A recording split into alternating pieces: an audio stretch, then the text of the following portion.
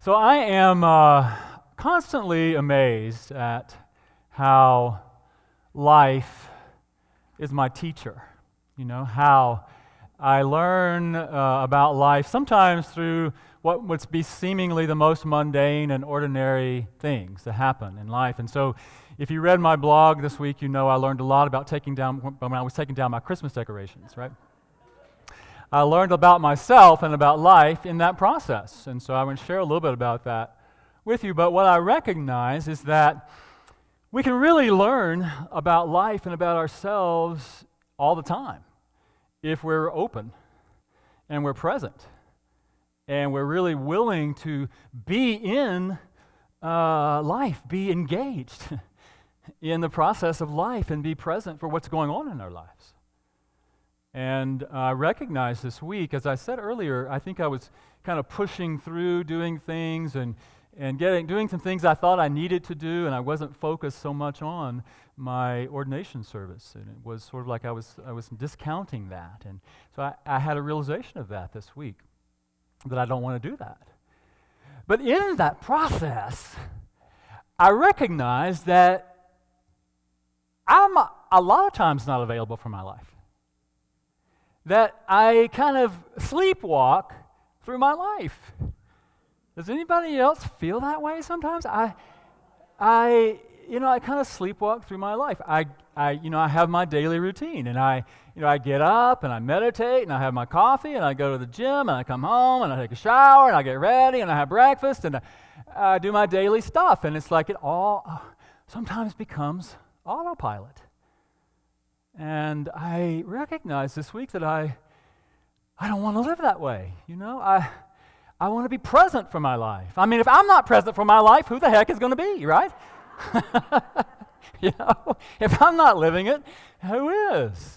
And so I recognize that this week that I am sleepwalking, and I want to be awake. I want to be alert and really be present for life. And so as I thought about that this week, I thought, I want to be present for life because I really think that that's one of the reasons we're here.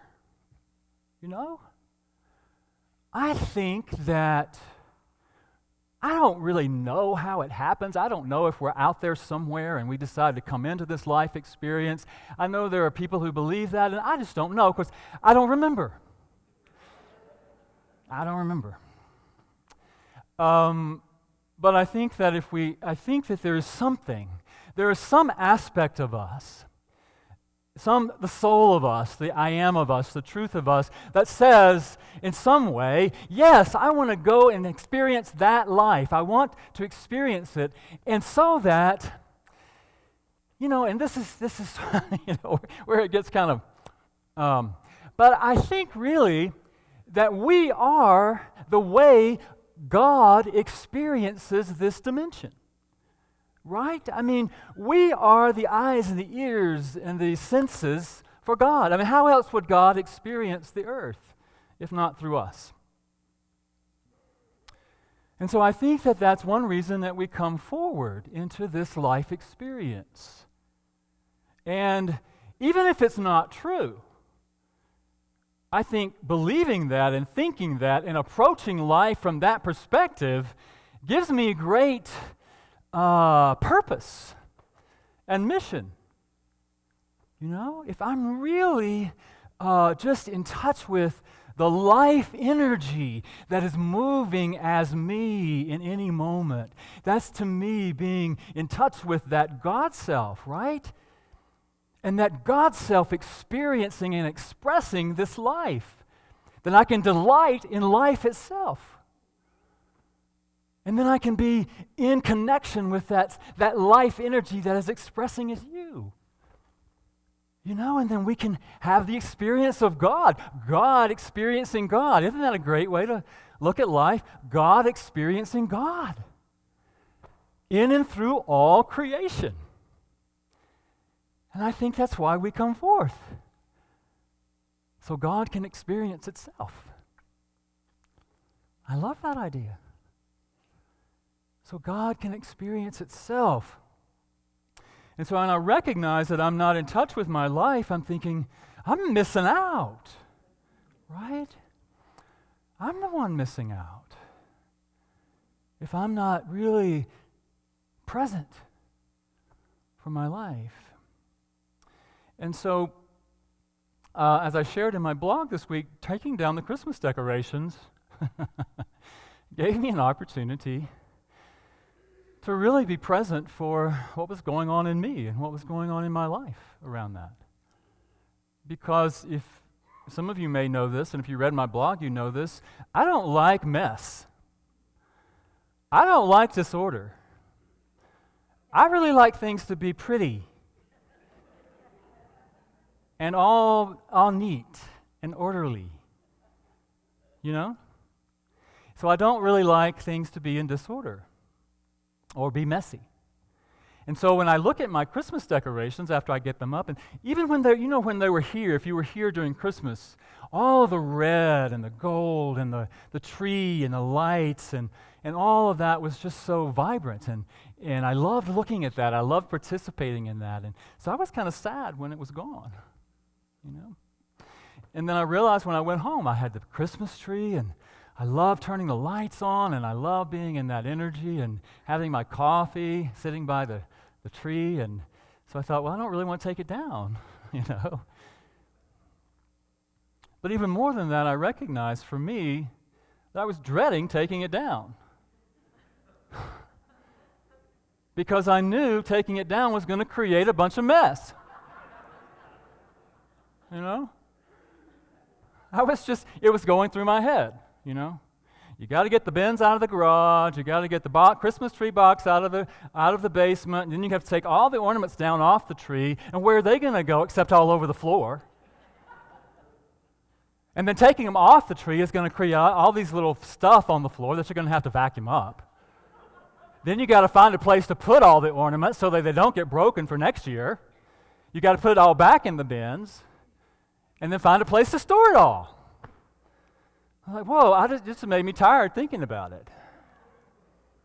So I didn't really want to deal with it. And then I realized that, first of all,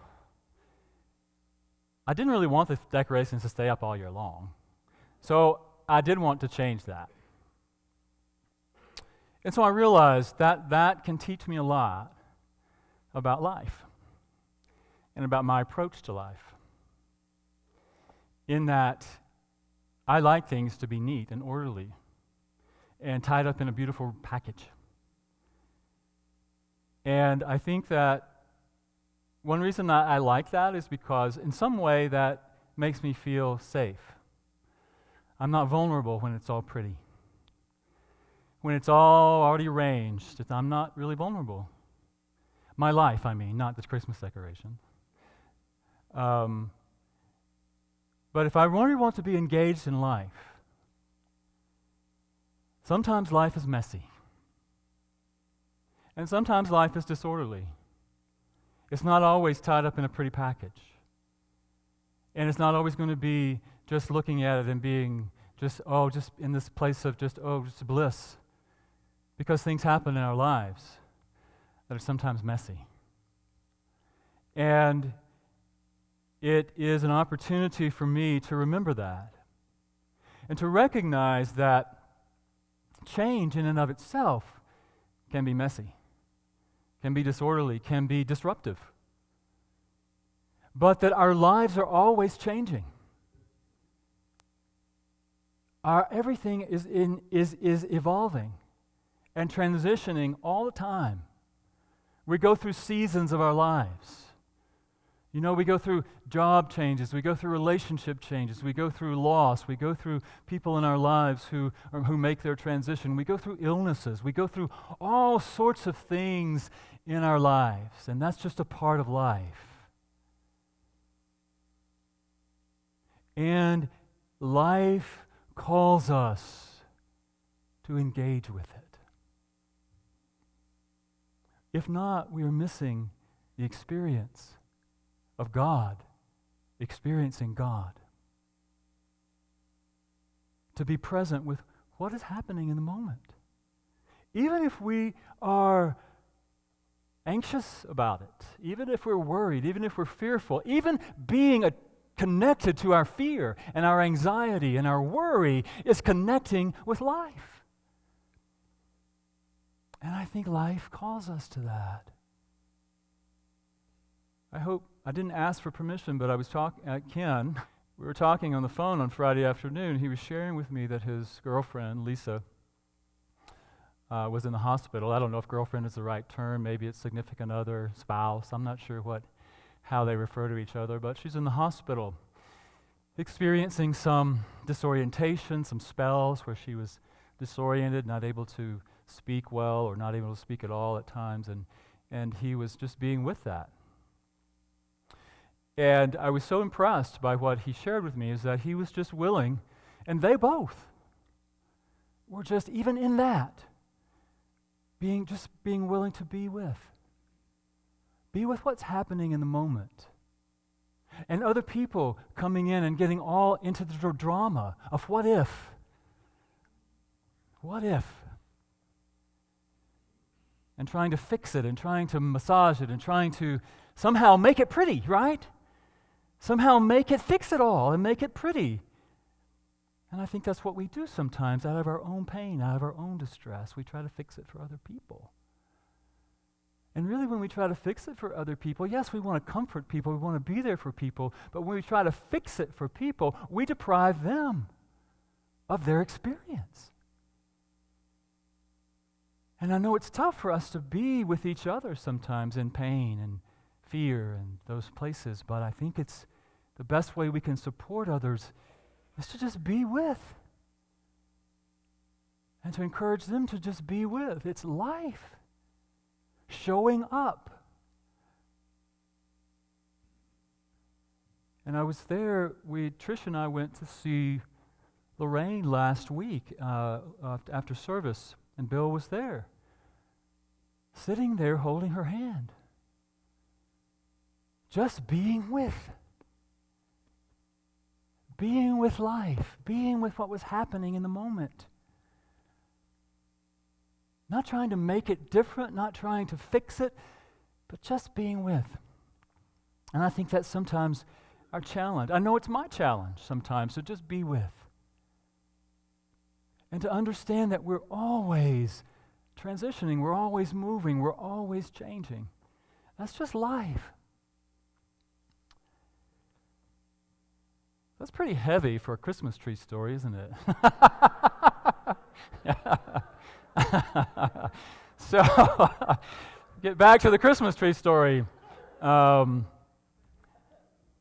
Just recognizing that it is not always neat, as sometimes life calls us to be with disorder and disharmony, and I think sometimes we do want to avoid that.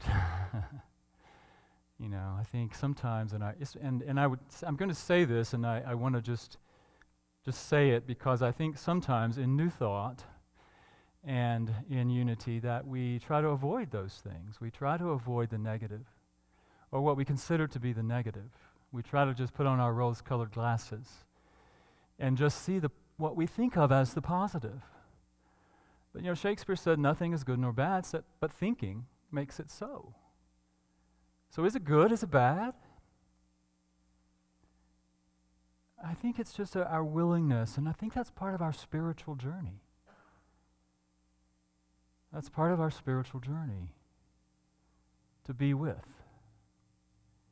and to be in the humanness of our lives, and not try to avoid being human. Oh boy, do I love trying to avoid being human. Because I don't like the messiness. I don't like the pain. I don't like the fear.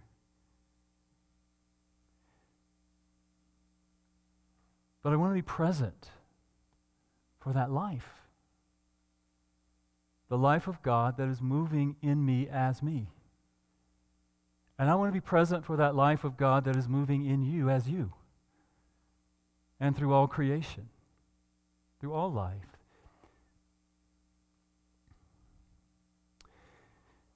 And so let me see if I can come back to a focus here.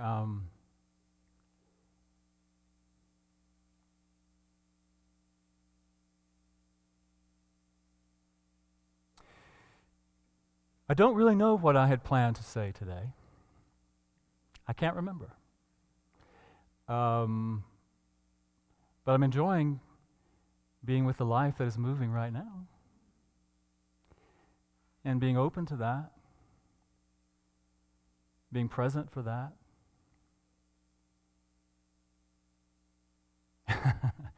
Share this little story with you. I hadn't planned to share this with you because it just happened last night.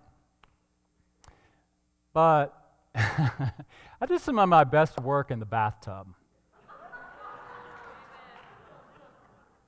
I love being in the water. I like to write. I mean, I sometimes my pages get wet, but it's all right. I do writing from the bathtub. Sometimes I'll even call somebody from the bathtub. You won't know that, hopefully, if I ever talk to you on the phone, that I'm sitting in the bathtub talking to you, but it could happen. Boy, I'm really revealing too much about myself today, aren't I? But I was really connecting last night as I was sitting in the bathtub with my joyous spirit, with my soul, and really focusing on being aware of that life energy, that God energy, the soul of me, that was born into me, that somehow I allowed to get squashed. I think we all do that to some extent. But that little boy, I'm going to put this on my Facebook page. But it's got this picture. I have this picture of me here. What am I telling you all this for? I'm just being with what is, and you may not care at all. But I have this picture of me as a little boy. I guess I was probably about 4. And it's on my shelf. I don't pay much attention to it usually, but last night I looked at it and it just reminded me of this little boy who was so fun and giving and sharing and alive and loved life and loved to express and loved to be in fun and just have play. And I was like, where did that little boy go? So in the bathtub, I connected with him. That's a whole other story, but I sat there and I laughed and I laughed and I laughed and I laughed at the recognition of that joy and that little boy and that life that was so pure and innocent and joyous and expressive and giving and loving, really a loving little kid, And I haven't laughed that hard in a long time, and I was all by myself. So if somebody had walked in, they probably would have thought I had lost it, but it's just a reminder for me and a reminder to share that with you. And you're laughing with me, I know that, and it seems to be in some ways a Christmas tree or laughing in the tub or whatever is somewhat simplistic, somewhat maybe a small way of just connecting with that. But I think the more we can do that, the more we can connect with the life energy of us, what's alive in us, what's happening in us in the moment, in the small things. It gives us more capacity to be with it in the big things, when big things happen in our lives. To be present, to have practiced being present with ourselves, with life, with that life energy that is that divine God within us. And to connect with the beauty of that and the joy of that and the life of that. And that same energy is moving through everyone and everything. I laughed with Jackie the other day about, again, how am I telling you all this stuff? But I remember going to the beach in California and just communing with the rocks. You know, people laugh about tree huggers. Well, I'm a tree hugger from way back. I love connecting with the energy of the trees and the rocks. Now, don't go away telling people I'm insane. That I laugh at myself in the bathtub and I hug trees and I commune with rocks. It does sound kind of weird, though, doesn't it? But that's who I am. And you know, I think that I've just gotten in touch with how I've lost some of that. I've lost some of that. And so just encourage us all to connect more with that. What is that life moving in us, and how can we connect with it? And how can we connect with it moving through each other and moving through nature and just moving through the whole universe that we are a part of? That we're part of this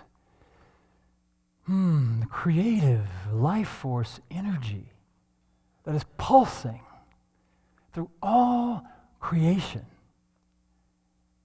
And we, as human beings, conscious human beings, have the capacity to experience it at a level beyond other forms. At least we think so. That we have an ability to be self-aware, to be aware of our human self, and through that human self be aware of our higher self, or the One. Self-reflection, self-awareness, self-connection.